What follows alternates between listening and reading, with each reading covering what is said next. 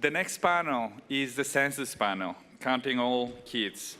And it has been put in this water cooler just to highlight the importance of making sure that we count all the children in California in the 2020 census. So for that, in this panel, we'll bring together people to talk about what are the efforts currently underway to count all children in California, and then also what can be done moving forward. So for the panel, I'm very pleased to introduce Peter Birdsall, the Executive Director of CISESA, the California County Superintendent's Educational Service Association. Please join me in welcoming him with an applause.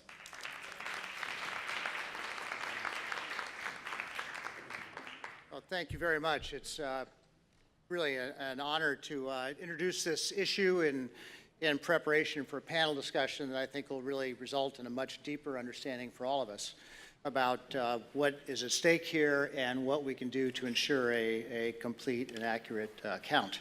I do want to just say thank you to the Advancement Project staff and to the staff that put this conference together for putting this issue on the agenda.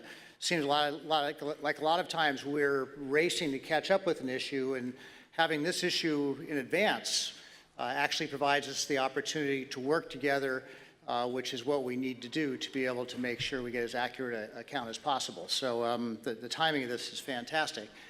The issue, the reason it's important is because this issue really does matter, getting an accurate count. Matters in terms of political participation, because that's determined from the census, and it matters, as you'll hear during the panel, in terms of funding under dozens of programs that directly benefit families and children in the state of California. We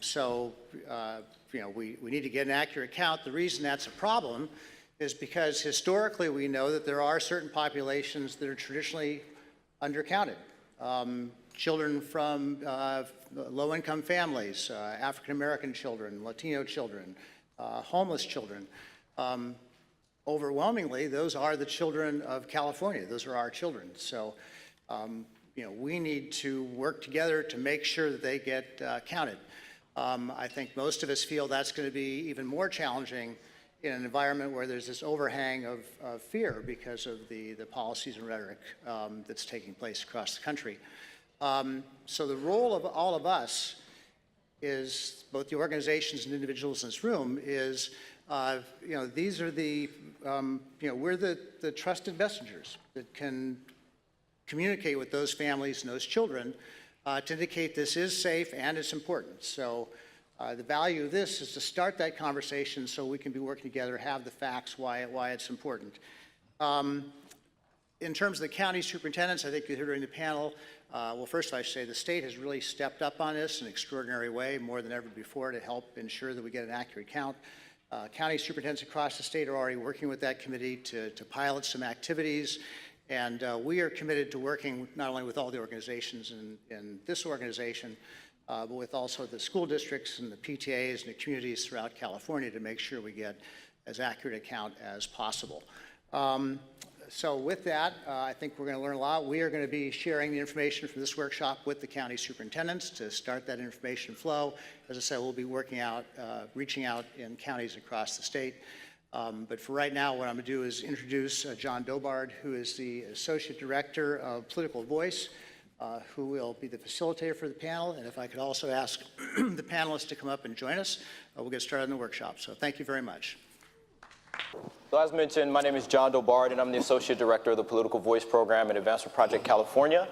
Political Voice houses all of Advancement Project California's democracy reform work, which includes work on public participation in governance, voting and election systems, redistricting, and the census. As part of our census work, we convene the Census Policy Advocacy Network, or CPAN, which is a coalition of statewide and national organizations in California working to educate policymakers and community leaders about the government investments and sound policies needed for a fair and accurate count in 2020. We also convened the Los Angeles Regional Census Table, which is a space for community-based organizations and other nonprofits to coordinate their outreach efforts and also share knowledge and resources, as well as coordinate with the county and city of Los Angeles. I'm excited to facilitate today's conversation on the educational implications of the 2020 census. The census, as we just heard, is vital to the well-being of our nation, our state, and our local communities. As mentioned, that has largely to do with how census data are used. Yes, the census is constitutionally mandated, but that's not why it matters. It matters because it's used to reapportion seats in the House. It matters because it informs redistricting at the federal, state, and local levels, including trustee boundaries for boards of education. It matters because it helps enforce civil rights legislation, such as the Federal Voting Rights Act and the Civil Rights Act. And it matters perhaps most importantly for many folks because it guides the allocation of billions of dollars in federal funding on issues from health to transportation to education and much more. When it comes to education, the census matters for ECE programs on through 12th grade. So for example, Head Start and Early Head Start rely on census-derived statistics. And in 2015, California received over $1.1 billion through those programs. California has also received billions of dollars through Title I aid and special education grants and the National School Lunch Program. All of those programs rely on census-derived statistics. So the census matters. And unfortunately, our state is at risk of losing some of this funding. In order for our state to receive its fair share of political representation and funding, the Census Bureau must count all of our residents accurately. But there are three factors that are converging that are going to make it difficult for the Bureau to do that. One factor comprises our state's demographics. We have a high concentration of what are known as hard-to-count populations. A second factor comprises shifts in how the Census Bureau will administer the 2020 census. The upcoming decennial census will be unlike any other in our country's history. And the third factor comprises shifts in the federal landscape. Over the last several years, there have been policy shifts that are not conducive to an accurate count. All of these factors are putting us at high risk for an undercount in 2020. And I'm honored to be joined by 4 experts who are going to help us unpack those challenges and talk about what's being done to address them and mitigate the risk, and what we can do further to mitigate the risk. I'm joined by Didas Katage, who is the director of the California Complete Count effort, Arturo Vargas, who is the CEO of the Naleo Educational Fund, Moira Kinney, who's the executive director of the First Five Association of California, and Rosie Arroyo, who is a senior program officer at the California Community Foundation. You can find more information, biographical information about our panelists in your program.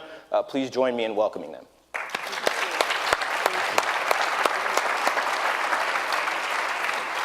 So I want to start with the challenges, right? So I mentioned that we're a hard-to-count state, right? Didas, can you start by telling us who are the hard-to-count populations in our state, and from a government perspective, what are the challenges that we face in trying to reach those populations? So most of our hard-to-count populations in California are people of color, people who have limited English proficiency, renters, people who live in mixed-status households, children 0 to 5, but also folks that with our sort of affordability, housing affordability, when you have families that are living in more complex households, there's a risk that they'll be uncounted because maybe the person receiving it doesn't count the rest of the people who are living there. Our Native American tribes, people experiencing homeless. There's a large part of our state is hard to count. And in fact, I was just in LA with Arturo on Friday, and LA County LA City is the hardest to count county, or hardest to count city in the country, in the hardest to count county, in the hardest to count state. And I was speaking to some folks who weren't from California, and to give that perspective, the hard to count population in LA County is probably around 4 million or more. And that would be basically if the entire state of Oregon were hard to count, or twice the population of Nebraska. So it's just on a scale, California's diversity, California's we have over 220 languages that are spoken, and the Census Bureau, of course, isn't going to have very many at all. But so California is facing great challenges to get a complete count. And for all the reasons that John had mentioned, it is so important that we're having this conversation right now. And we have amazing partners to my left here that we're really gonna work hard together to see what we can do to avert some of the challenges coming at us from at the national level. So you mentioned young children under 5 as being one of those hard to count populations. Moira, can you tell us what some of the particular challenges are of trying to get that population counted? Sure, thanks, John, and thanks, Ditas, for setting this up. It's not probably surprising to folks who work with young families to know that children 0 to 5 are the most undercounted population in the nation and in California. The numbers are almost 5% of our kids 0 to 5 are simply just not counted nationwide, and the numbers are higher in California. We can talk about all of the things that Ditas talked about and understand how that plays out in a young family's life, but I was struck by the NALEO data that up to 60% of Latino children 0 to 5 live in non-traditional households, which is to say multi-generational, grandparent caregiver, multiple families in a single dwelling unit. So just by their very nature of being the highest poverty population, families with children 0 to 5, it's not surprising that they're also the most difficult to count. But I think another piece about it, which I think those of you who work in early childhood, or those of you who have been parents, or maybe you're now grandparents can imagine, being a parent of a young child is incredibly isolating and isolated by its very nature. So when we take both the nature of the challenge for counting in the census in California, and we add to the fact that parents are not connected to systems when they have a newborn. They're not going to school every day. They may not be working in traditional hours because of their young child. It makes it so much more difficult to count them. You mentioned the report that NALEO released on the undercount of young Latino children. Arturo, can you elaborate on that and tell us what you found and also speak to just the challenge of counting young kids of color? Absolutely. So the report was written by the foremost demographer on statistics of children. His name is Dr. Willem O'Hare. He's a consultant to the Annie Casey Foundation and the Census Bureau. And what he did is that he took the 2010 census data set and he compared it to something called demographic analysis. And that is using hard data of what the population was in 2010 using birth certificates, birth data, death certificates, and migration data. And when he compared the demographic analysis, which is one of the ways the Census Bureau itself uses to evaluate the effectiveness of the census, he was missing 1 million young children ages 0 to 5. Hard data, birth certificates, that these children were actually living in the United States on April 1st, 2020, the vast majority of them born here. And 1 million were not counted in the census. And he was alarmed, which is why he brought it to NALEO's attention, that 40% of them were Latino children, not counted in the census. So the Census Bureau itself, we used this information to try to pressure the Bureau to put attention on this issue. And sometimes it's, they're good people at the census, right? They're nerds, they're demographers, they're there because they believe in this. But sometimes, they can be tone deaf. And so when we brought this issue up to them saying, what are you going to do this year about the undercount of very young children? They're like, oh, well, there's always been an undercount of young children. What's the big deal? Yeah. The big deal is that every person not counted in the census means that person's community gets less political representation and resources. And if you look at 400,000 Latino children not counted, that's 2/3 of a congressional district. So the impact is real. The reasons why children aren't counted, we're trying to figure that out. We just did some focus groups in North Carolina and the Rio Grande Valley, and we did a survey of 1,600 Latinos throughout the country to try to get at how do we talk to our community about the census. And one of the questions we ask people is, do you have children under age 17, under age 5, living in your household? Yes or no? And then we ask them, will you include them on your census form? And 15% of the people responding said no. Now, What we need to do is figure out why did they say no? And what are the attitudinal barriers towards people not wanting to include all of their children on the census forms? So we have a lot of work to do. The Bureau has been doing some research, but they do it from a very technical perspective, analyzing household compositions and so forth. And sometimes you just want to tell them, just tell me, what do we do to make sure children get counted? And the Bureau itself really doesn't know. So we have to take it upon ourselves to get this job done in 2020. So the challenges that were mentioned are exacerbated by the fact that the Census Bureau, as I mentioned earlier, plans on conducting a census unlike any other, right? So as most folks have probably heard, the census is going to rely heavily on internet self-response for the 2020 census, which is never done. There's more reliance on GIS data, third-party data, administrative records, et cetera. Another big shift is the addition of a citizenship question.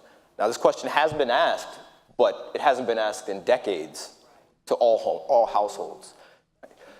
There have been efforts to get the question removed through advocacy and litigation. Arturo, can you give us an update on where things stand on, give us some information on what those lawsuits are about and where things stand? Right, so one of the things to keep in mind is knowing the nomenclature of what the Census Bureau and the Department of Commerce is using with regard to the citizenship question. You will hear them say things like, we just want to reinstate the citizenship question. Do not believe them. This is not reinstating the question in 2020. The last time the public was asked, are you a citizen, yes or no, was in 1950. And that question was fundamentally differently structured than the question that the Bureau will use in 2020. Now, the Bureau has, since 1950, the Bureau removed the question from the decennial census and moved it to a survey. It did so because, one, it realized asking people about citizenship, even way back in 1950, was depressing response rates, and it was making it more expensive for the Bureau to do the census, because the less people who respond, the more you got to hire people to go out and knock on doors. So they moved it to a survey. It was called the long form, that 1 out of every 6 households received in 1960, 70, 80, 90, and 2000. Beginning in 2005, they eliminated the long form and created the American Community Survey. So the Bureau has been collecting data on citizenship forever, but not on the decennial census and not in the way that they intend to do it in 2020, with absolutely no testing of what is the impact of this question going to have. Even the sequence of which question do you ask first, second, and third has an impact on response rates. If you want to get into the nitty-gritty of the politics, I encourage you to read Secretary of Commerce's Wilbur Ross's memorandum, where he orders the citizenship question to be added. He says several things, which now we have learned through litigation are lies. That, one, he looked at all the research that was available, and he couldn't find any quantitative or qualitative data to assure him that the citizenship question would depress response rates. Really? And then he says, but just in case people are concerned about this, I am going to order this question to be added and to make it last, with absolutely no evidence of, if you ask it last, does it have an impact? No evidence whatsoever.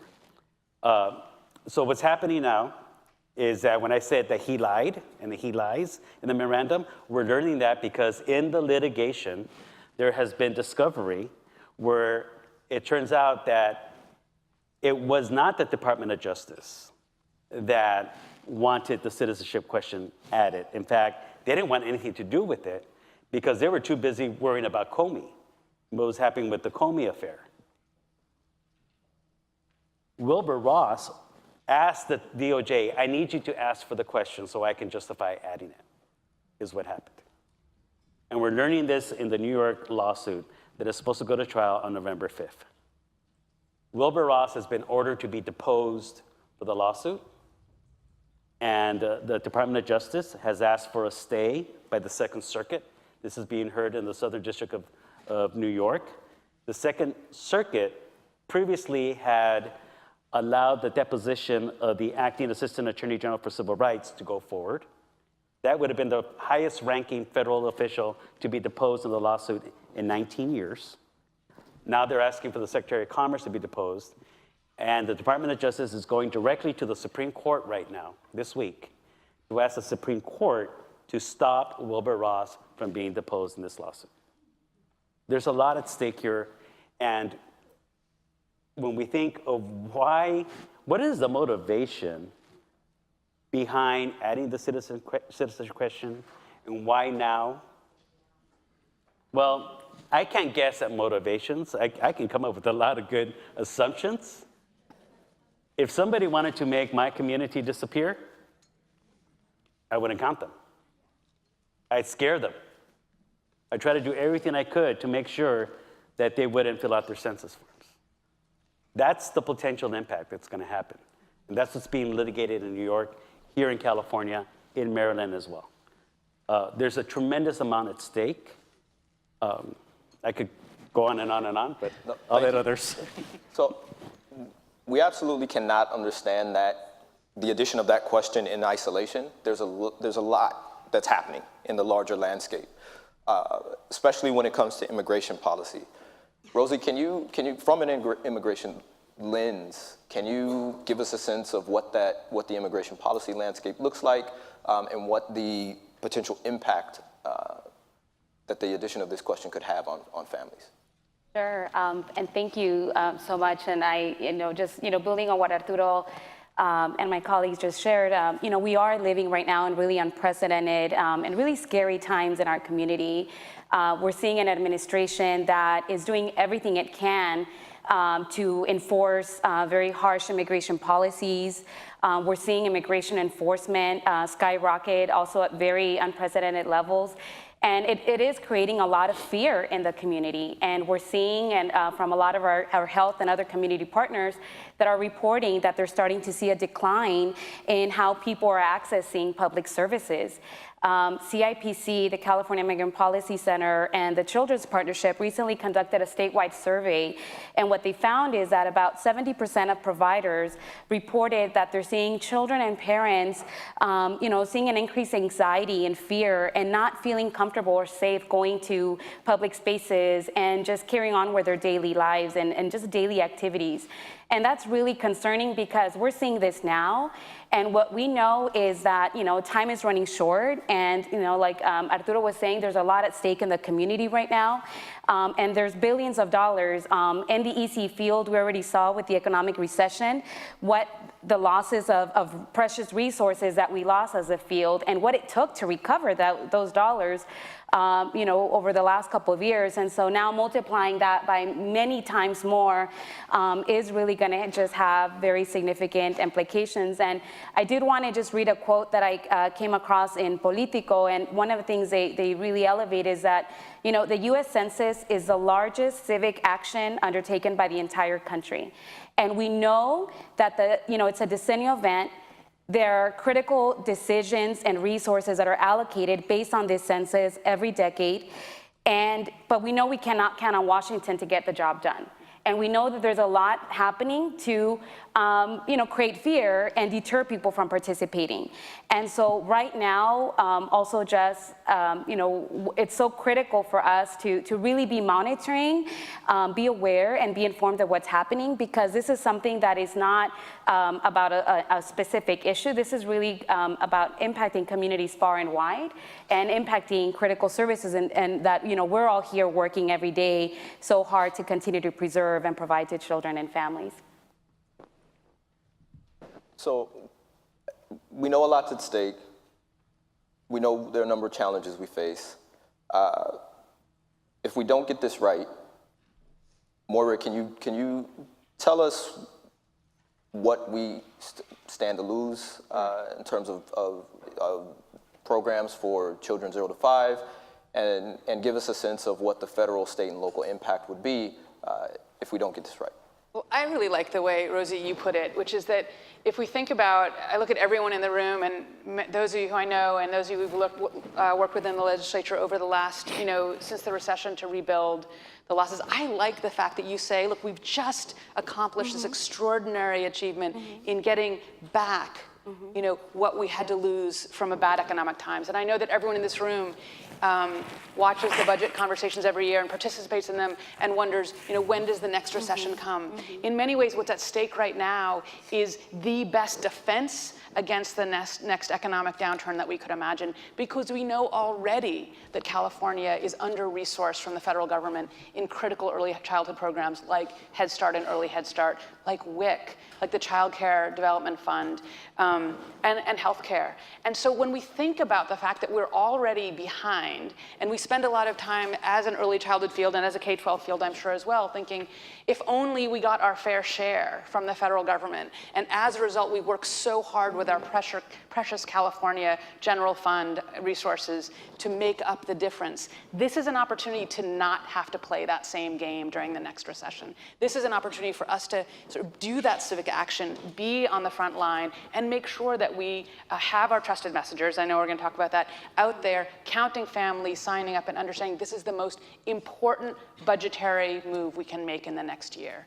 If we can understand what it would mean like for our WIC, Head Start, CHIP, all of our early Head Start funding to decline in the next, because of the 2020 census, and then think, how are we going to play catch up at the state and local level? It's just not possible.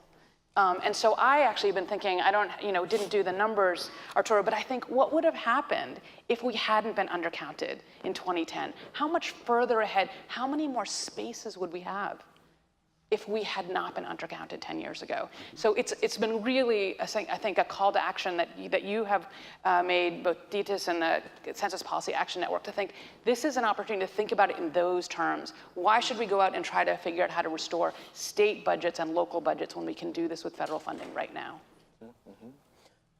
You mentioned trusted messengers, and I want to shift gears to talking about all of the great work that's happening to try to mitigate the risk that our state faces. Before we do that, though, a quick announcement. Please submit your questions to staff on index cards. Okay? All right. So shifting gears here to talking about the work that's being done to mitigate the risk, or that needs to be done. Yeah. Right. Rosie, can you start by telling us what role schools should play in reaching out to families?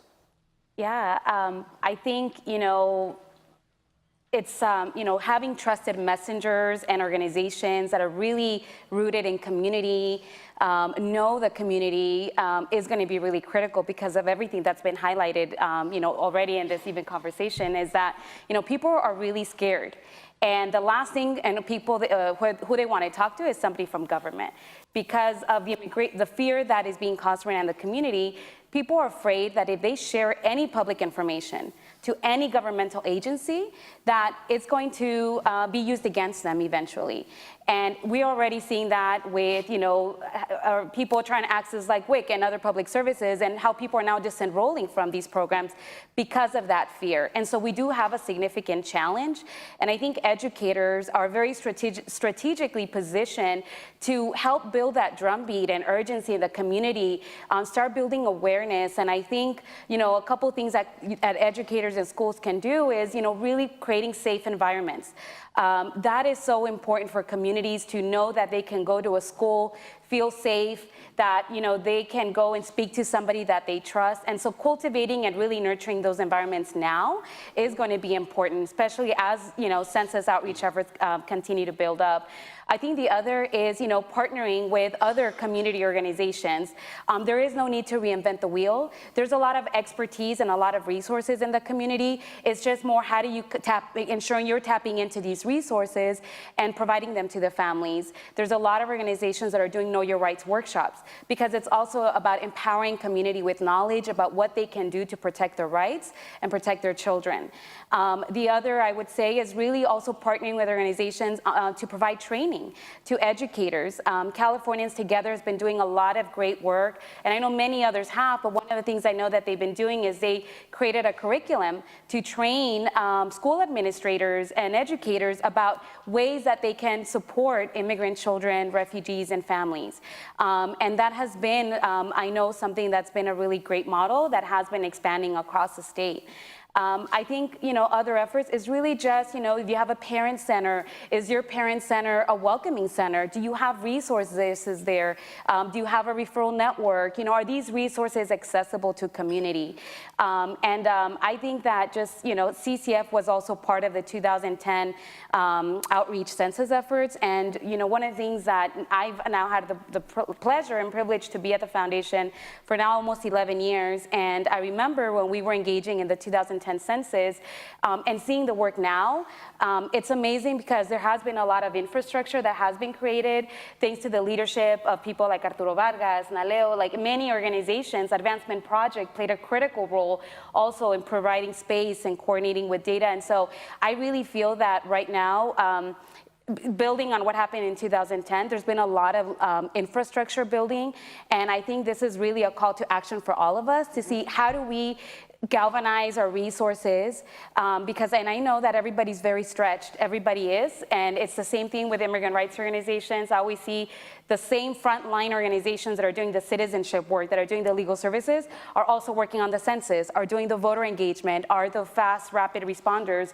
and the reality is there's just not enough capacity to meet demand, so it's how do we work creatively to work together and strengthen these alliances so that we can all continue to protect these precious resources. So I think there's a lot that can be done and a lot that has already been created to really continue to build and reinforce. So as we encourage schools and others to become trusted messengers and simultaneously we're grappling with the citizenship question, do we know, is there clarity about how these trusted messengers should advise families on that question?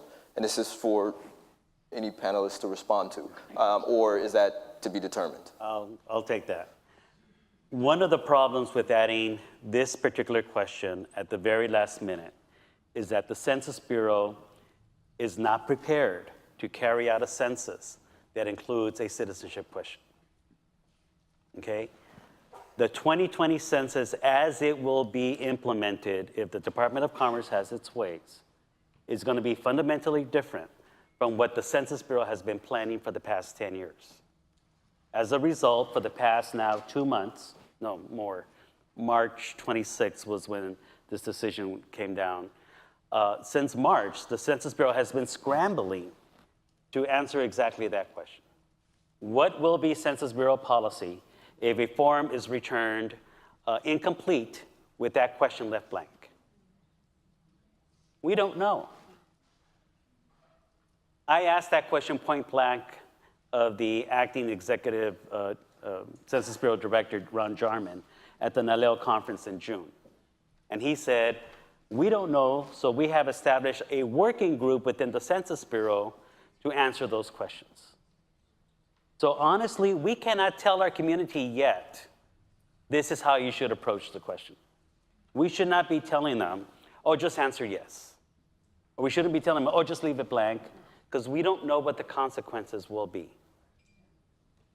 Dita is the immediate past chair of the National Advisory Committee on Ethnic, Racial, and Other Population Groups. Naleo is a member of that committee as well.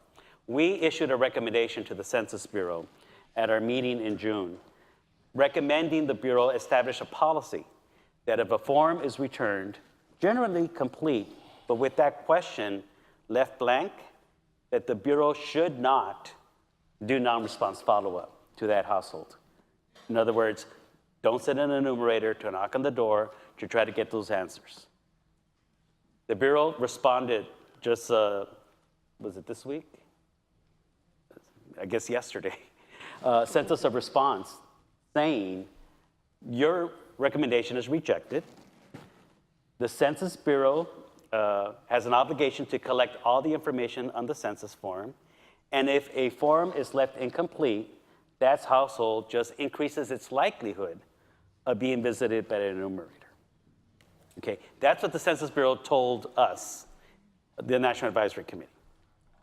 We have a nominee to be the new director of the Census Bureau, nominated by this White House.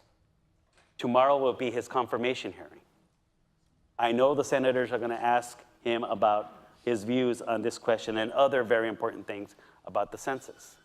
If and when he gets confirmed, we don't know what policy agenda he's going to try to implement at the last minute.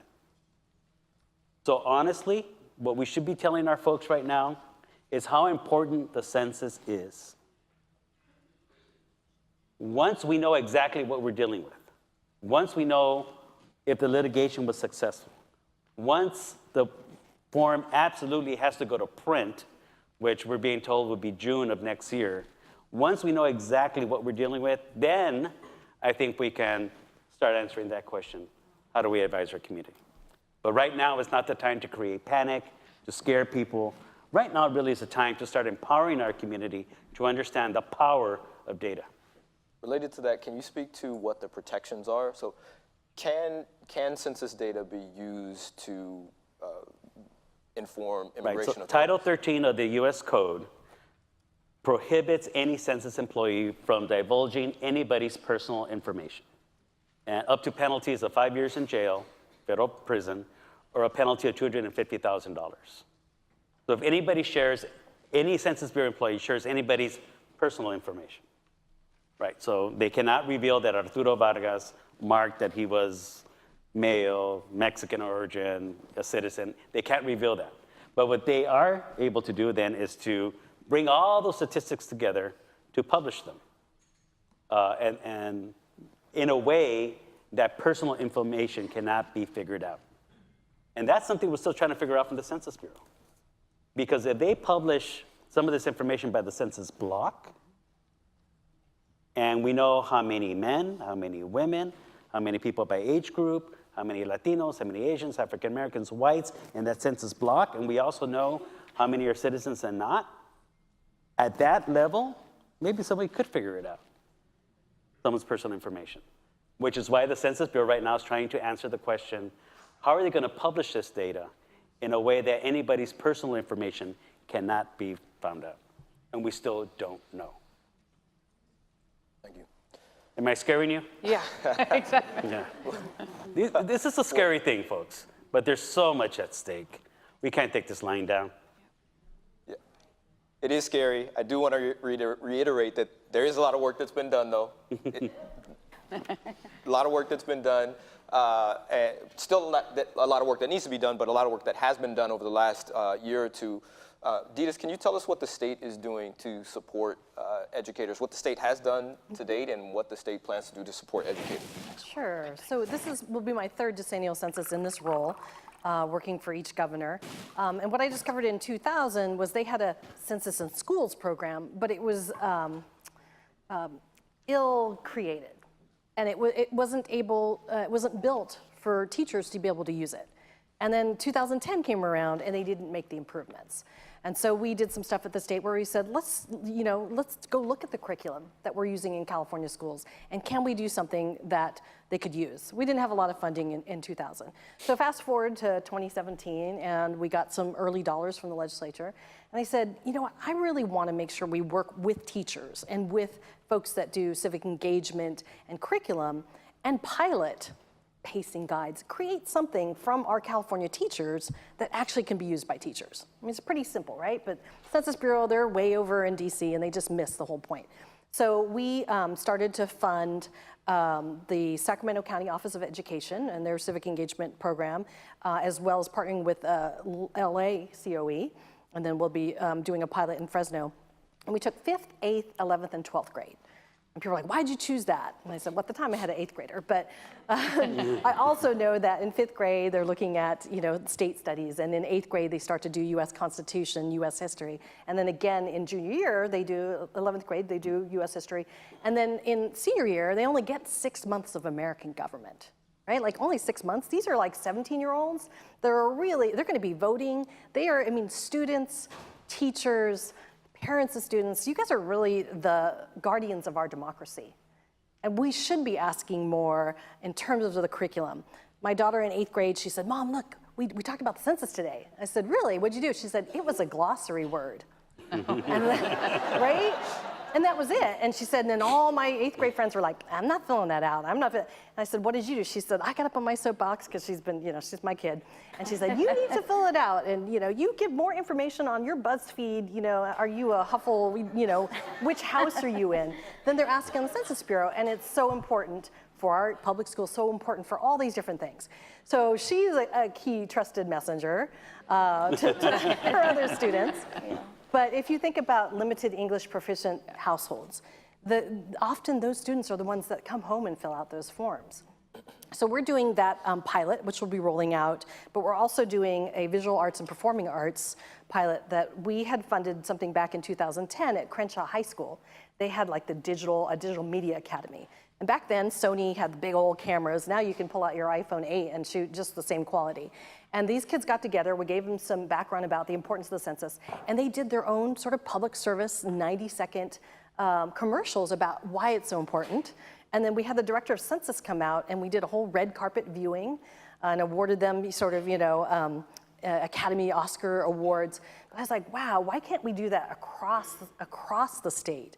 Why can't we use the creativity of our youth?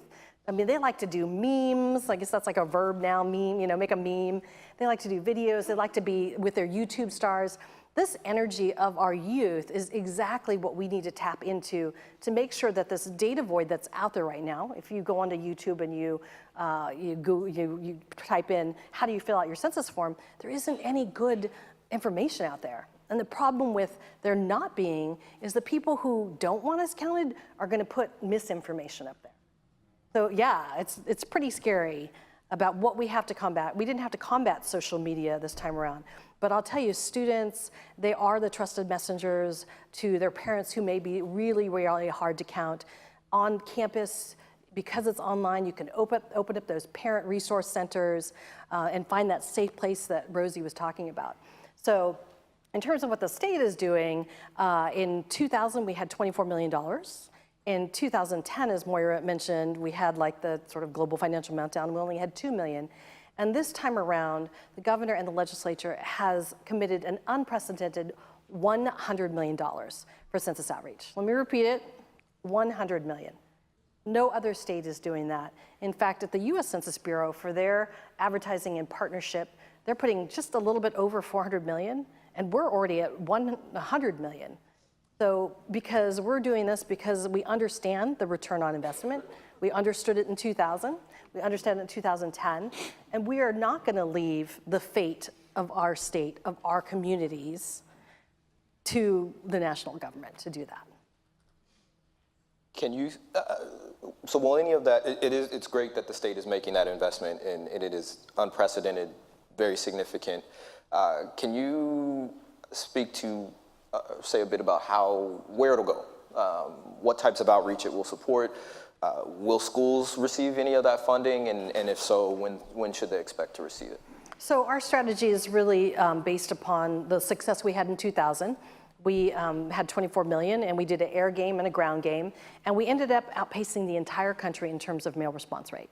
So phenomenal. So we learned really that trusted messengers on the ground, which was one of the three-legged stools that we had, they're really the ones that can get the message out about why it's so important. The second leg was we used questionnaire assistance centers where people could go and get assistance in language. And those were staffed by community-based organizations and those folks in the community that could actually connect with the folks in that community. And then finally, we used micro-targeting multilingual messaging. That is, creating the messages at the local level that would resonate with that community. The last thing we want is messaging coming from Washington, D.C. to reach our communities, and it's so off the mark that it's embarrassing and can do more harm than good. So in terms of the air game and the ground game, schools, community colleges, all the way up from zero all the way up to our colleges and universities, they're going to be an integral part. And we're setting a portion of our $100 million of funding to go probably through county offices of education. We're trying to figure out those formulas and what the best way is. As you can imagine, we're doing a lot with counties, we're doing a lot with community-based groups, and so the state contracting Process is not exactly the easiest process to get through. So we're working that out. We should have within the next 30 to 60 days those allocations that will be coming out, and hopefully the money hitting the ground in early 2019. Great. For you, Ditas, from a state perspective, but also for other panelists from a nonprofit perspective, can you all speak to what work is being done in California to connect with other states to amplify the voices of those who will be negatively impacted by an undercount? Well, one of the things that we've done at NALEO is that we have established the National Latino Commission on Census 2020, our own fact-finding instrument, because knowing where the Census Bureau is and knowing what they're being ordered to do from above, we have to take this matter into our own hands. We have to save the census ourselves. So we've established this commission of 9 NALEO members from throughout the country, bipartisan. We have 3 Republicans, 6 Democrats. They're from all national origin groups from all over the country. Ditas testified at the first hearing that was held at LA City Hall. This commission is being co-chaired by our Secretary of State, Alex Padilla, and Luby Navarro, who's a member of the Miami-Dade County School Board. And so you have Republican and Democrat co-chairs. They're going to travel the country to learn exactly what are the unique challenges that our communities are confronting in the Rio Grande Valley, in Central Florida. You know, they want to look and see the experience of the Puerto Ricans who left the island after Hurricane Maria and are living in Florida. How are we going to make sure they get counted? How has the separation of families along the border affected the psyche of the local community to want to be counted in the census in 2020? We're going to have a hearing in New York to look at that urban environment. And we're not just listening to Latinos. At the hearing on Friday, we had a representative from Asian Americans Advancing Justice to talk about the unique challenges of the API communities. And we also had somebody from California Calls. Or California Calls. California Calls, thank you, not color change. To talk about the unique challenges of the African American community, because we're all in this together. This is an American thing for us to do. There's nothing more American than standing up for our Constitution.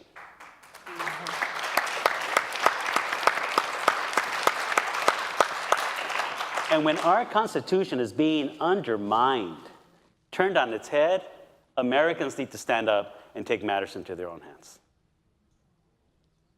The one thing I would add is just also in terms of philanthropy, it's been very encouraging to see that philanthropy regionally, state, and nationally, there's a growing movement of foundations and grant makers that are coming together, working side by community organizations and leaders to really identify where the gaps and opportunities are to really elevate the work. And so there's been a lot of collaboration and coordination to continue to see how do we really amplify resources, because even though in California we've had the great now support of the state, we know that it's still going to be very limiting, and we need to work together and be strategic in terms of how are we identifying the gaps. How are we ensuring that we have, these very micro targeting outreach strategies? And, how are we really ensuring that, we're sharing, creating space to share challenges and opportunities to strengthen the work? So wanted to also just share that. I will note that there is a national coalition of advocacy organizations that have been focused on this, have been doing work in DC and states throughout the country. So there's a lot of work, a lot of good work, a lot of partnerships happening around this issue. So one of the things to keep in mind is you don't need to recreate the wheel. There's lots of research happening in African American communities, API communities, Latino communities, American Indian communities, Arab and Muslim communities. And that messaging research that John referred to by these national coalition is designed to be shared with advocates all over the country so that we're all on the same message. So we're all coordinated so that our communities are hearing a consistent message from the people they trust about the census and the importance of being counted. Because one of the other things that would actually work against us, if there's too much a cacophony of messages coming from all over the place, that it confuses our communities. So that's one of the things that we want to make sure that we ensure is good coordination, collaboration among advocacy communities. So we know that there's a role for philanthropy and some things happening in philanthropy. NALEO and some other nonprofits are doing some work. The state's moving things forward. What other complete count activities are underway for 2020? So I would say that we went around during April through August of this year, and we did 24 regional convenings to really assess the readiness of our communities. Some communities were way far ahead, thanks to John and Arturo and all the folks up here, Los Angeles. Some communities up in far north were like, what's the census? Kind of deer in the headlights. So we assessed kind of across, and basically got the right folks initially in the room to understand the importance of it for the community, and we are helping them put together their local complete count committees. So for those of you who are from all over the state and you want to plug in locally at the county level, that's where you could and should get involved to really mobilize all of the messaging and the outreach in your area. I'll just shout out LA here. LA County and the city of LA have done great things over the last year in terms of being leaders on this. Not just in the state, but across the country.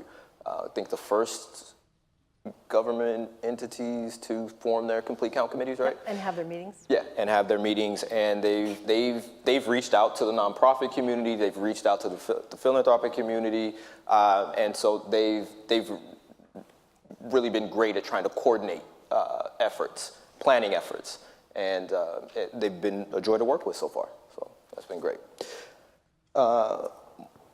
So we heard about what schools can do.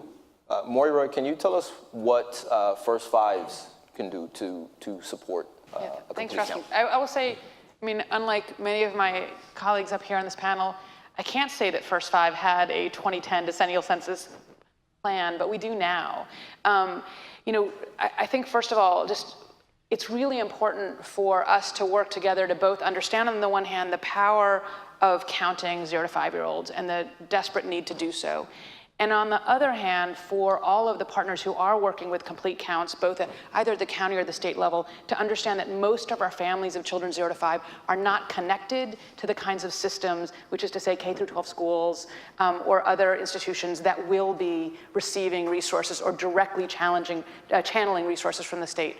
So we have begun the conversations with our members, the 58 county commissions, to say, you need to step up, you need to go and meet with your complete counts folks at the county level, but then at the same time for us to share the power of the CBO investment, the community-based organizational investment that First Fives have been making for the last 20 years. So, of the investments that First Fives make, half of it goes into public agencies, preschools, state preschools, back into state to local government, but half of it goes to CBOs across the state in every community. We fund home visitors who work in 15 different languages. That's not all the languages of California, but we know today that in the most hard to reach census tracts, we have home visitors, we have play groups, we have outreach workers, we have promotoras, we have folks who are those trusted messengers. What we need to do is link them into this work.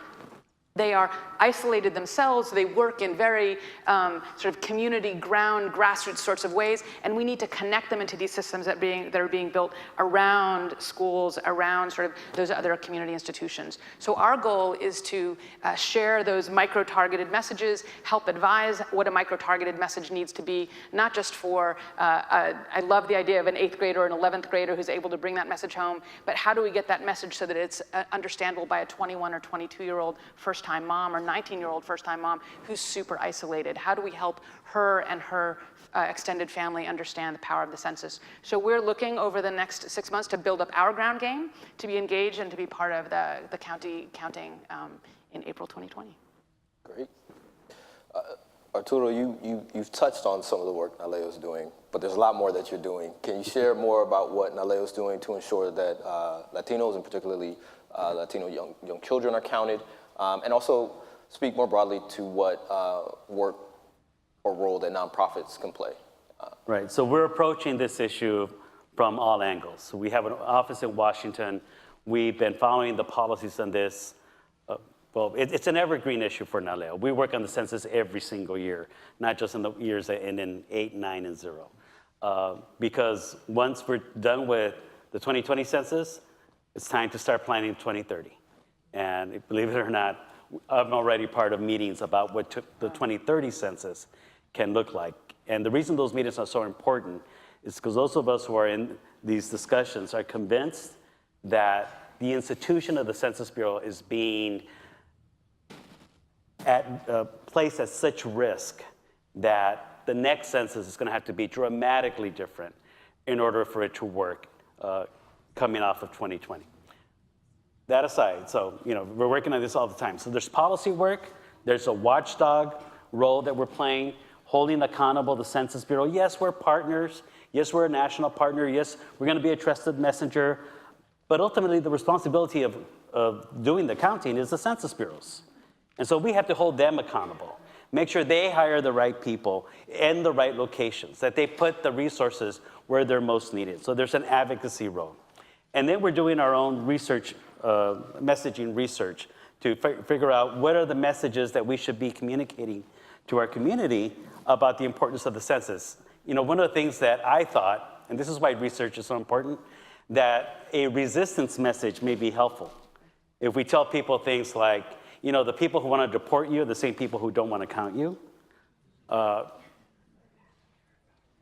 think that would work, right? Turns out it doesn't. It doesn't. In the focus groups where we tested these messages, people are like, I don't believe that. But what they did believe was the census is really important for your community if you care about clinics, if you care about schools, if you care about making sure that your community gets the resources and services it's entitled to because of its population. That really did resonate with folks. So this is important to know. Don't just use messages you think are going to work. You really need to test them and make sure, which is why we want to refresh the messaging next year once we know exactly what we're dealing with when we have the final version of the questionnaire. We're working with our media partners, Univision, Telemundo, to make sure that they, once again, join on encouraging everybody to fill out their census forms. But we also got to figure out how do we use English language media? Because if you're only doing Spanish language media and you think that's the way you're going to reach Latinos, you're missing like 75% of Latinos who get their information from English language media. And so we need to figure out that strategy as well. And social media. So we're developing toolkits, tools, resources, collaterals. We want to have a national campaign, national resources that people can take and then adapt locally. Because that's the other thing that we're learning from the research, that local circumstances really do matter. So while there may be a national campaign that people are seeing on television, hearing on radio, seeing on social media, it needs to be adapted organically for communities around the country. So we're working to put all of that campaign in place. How are those local, so this is for you or for any of the other panelists, how are those local organizations, those grassroots organizations being activated? Well, at the foundation, a couple ways that we're working to support organizations is various ways. I think one, and like Arturo mentioned, there's already a lot of infrastructure and resources, so there's no need to reinvent the wheel or duplicate efforts. So one of the things that we've been trying to do at the foundation is really create more convening space. And so when we started to see that, things were changing pretty quickly in the policy landscape, we received a lot of interest from community partners, from health, early education, and housing and other groups that were saying, how do we plug in and really just hungry for knowledge and resources. So what we started to do is organize a series of immigration summits in partnership with First Five, in partnership with other foundations like the Weingart Foundation. And it's been amazing. We've had over, anywhere from 50 to 100 participants at each of these summits, ranging from across range of different sectors. And what we do is we just invite the experts to come and provide an overview of the landscape, bring resources to groups, and share just, how to navigate the landscape and how to be able to access all these resources. So I think that there's a lot of opportunity to engage. And I think one way that funders can also help is by creating and supporting convening space, supporting doing the coordination work. I think foundations have also a very unique vantage point in that you're able to get a macro picture and see, well, who's missing? Who's not at the table? Who do we need to engage? And I think these are all opportunities that we can also engage. Something else that we just recently did is we've seen that, things are changing very quickly. So we created a newsletter in partnership with the Rayburn Group, who we've been working with, to say, can we just release a monthly newsletter, a snapshot, just what is the key policy news and information that community groups should be paying attention to? And can we include an action step there so that if people want to engage, they know where to, who to contact, where to click, and where to get more resources. So I think those are different ways, and there are definitely just a lot of opportunities. Shout out to CCF for letting the LA Regional Census Table use its meeting space. So. Is there any plan to work with the California Head Start Association or others working in ECE? Moira, Ditas, I don't know. Yeah, I hope so. That's exactly. I think that the question really is obviously we have to first really look and map where each of these undercounted census tracts are. So I think the power of the data that you started with, sort of this knowledge that we know where these hardest to count census tracts are. What we need to overlay as a First Five community, and this is sort of a heads up to everyone out there who works in this space, is we have to then go and say, where are the actual providers in each of these communities that we can task? And I know that counties like Los Angeles and Alameda and Fresno are already getting started doing this work, and we have to make sure that there is an infrastructure to get the training out to folks. So our hope is over the next year, we'll be working on trainings within those specific census tracts to access those providers and activate them as trusted messengers. Just that in terms, yes, we're going to follow up. But in terms of mapping that, the state is developing a statewide outreach and rapid deployment portal. And so what we didn't have in 2000 was this whole GIS mapping. I think about maps with the little tracing paper and you stick pins in it. Now you can do it online. And we're able to overlay exactly that. We can overlay where your providers are and know exactly, what are the elements and the variables of those hard to count communities, whether they're renters, what languages that they speak, so that we can better target. And then we've asked the US Census Bureau during the time period of response rate, which is like 12 to 16 weeks of being able to respond, for them to give back to us the actual response rates by those areas. So we can see, look over here in Koreatown, wow, we're at 19%.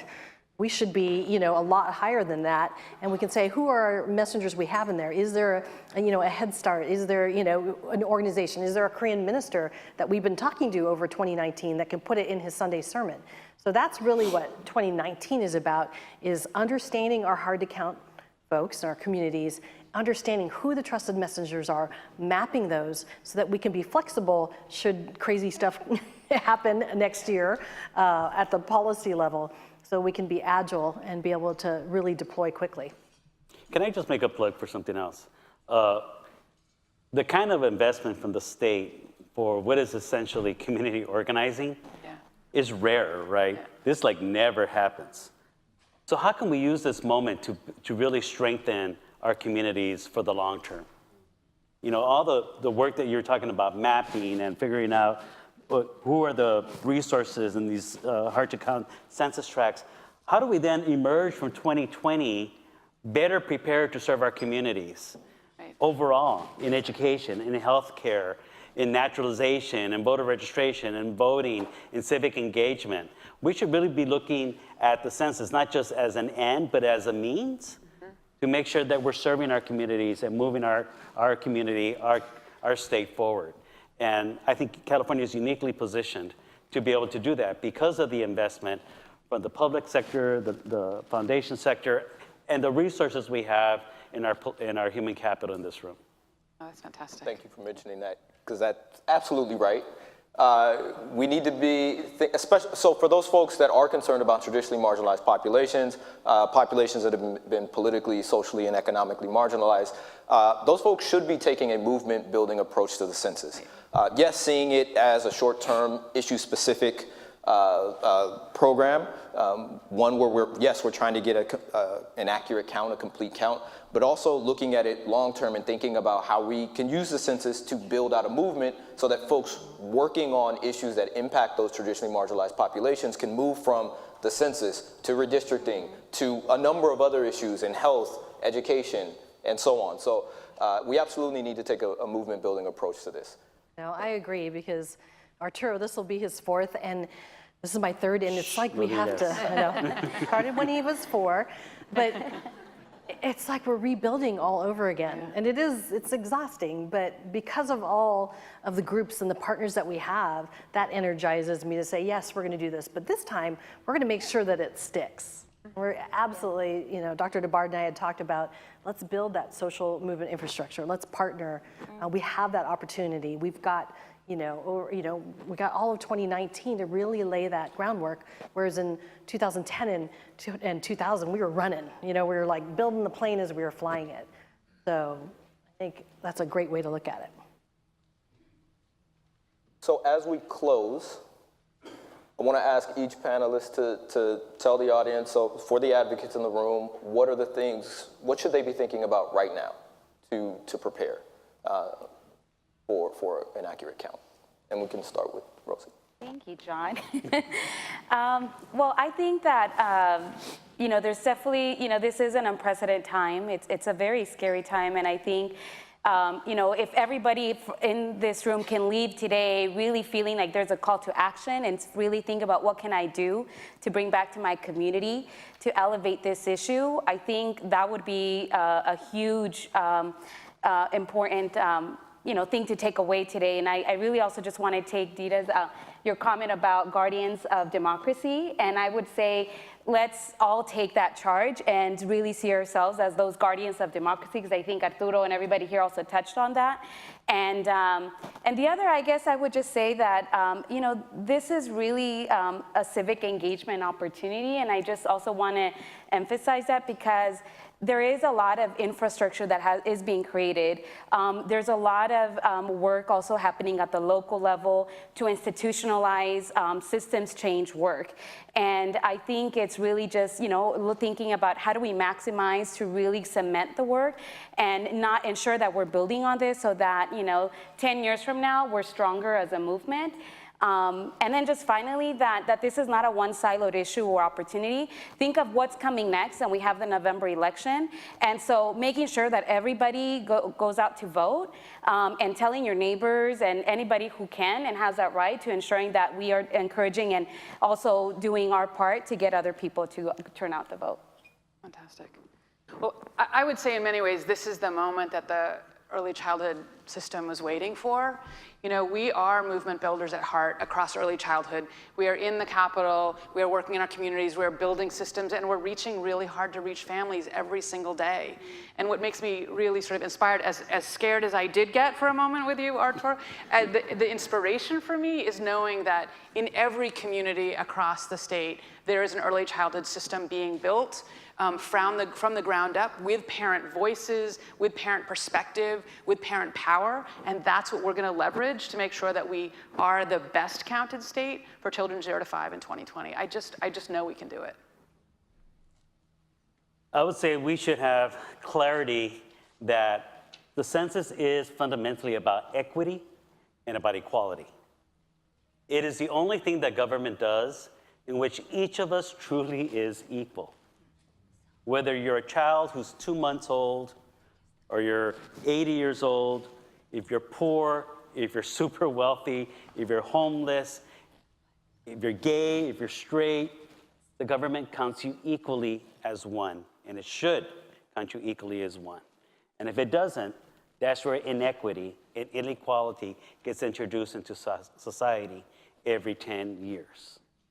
One of the things I remind people is that census isn't an American creation, right? We weren't the first country to do a census. In fact, it's been done for centuries. If you remember Bible school, why were Mary and Joseph traveling to Bethlehem? Because Joseph had to be counted, because Caesar decreed that there shall be a census, and Joseph had to be counted in Bethlehem. That's why they were traveling to Bethlehem.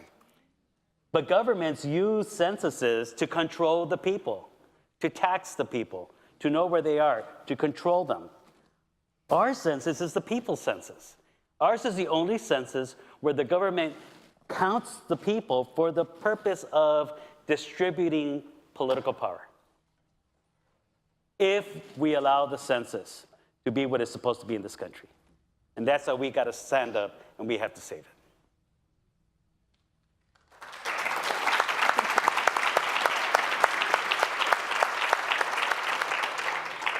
So we have to reach over 13.5 million households here in California.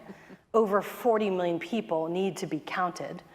And I can't do it alone, we can't do it alone. And we're gonna depend on all of you to be those trusted messengers. And we've probably learned today about what's at stake. And I like to really simplify it for, my mom who's like, what are you doing again?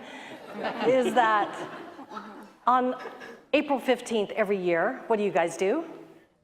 Pay your taxes. Everybody does that, right? And there's a big sucking sound from the West Coast over to DC, electronically taking all your dollars every single year. And I told my mom this, and I said, but only once a decade, on April 1st, and years ending with 0, do we have the right to demand that those dollars come back to our community, right? So people are like, oh yeah, all this funding, where does it come from? It comes from us. It's ours to get back for our schools and all the things we talked about. So we have to simplify it, because all of you guys spent the last hour learning about this, but we really need all of you to be those trusted messengers. Can we count on all of you to be trusted messengers? If you just tell 10 people, and they tell 10 people about why it's so important, that's how movements start. That's how they are sustained. Can we do this right now? We can do it. All right, so who can I count on? Can you guys stand up? Can we stand up if you're going to be a trusted messenger, right? Because we're gonna take a picture of this. And you have signs. You have signs You at got your table. signs right there. Feel Hold them free to up. hold Kids up the count. signs. Oh, that's awesome. Yes. Kids count. They do. Hold them up. Hold them up, folks. I'm not going to make you hold them up for the next year and a half. But just for this, because now we have photographic evidence that you're going to be a trusted messenger. All right. Thank you so much. Yes. And thank you, everyone. And thank our panelists. Join me in thanking our panelists. And we now need you to disperse and get out of this room so that we can set up for lunch. Thank you.